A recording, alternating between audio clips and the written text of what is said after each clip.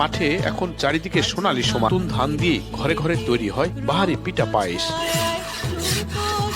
অগ্রহায়ণের প্রথম দিনটিতে প্রতিটি ঘরেই যেন থাকে আলাদা আনন্দ। খেজুর গাছের রস নামানোর ভোরের দৃশ্য, আর সেই রস দিয়ে তৈরি পায়েস ও পিঠা বাঙালির জীবনের চিরচেনা শিকড়ের উষ্ণতা আবারও ছড়িয়ে দেয় প্রতিটি পরিবার।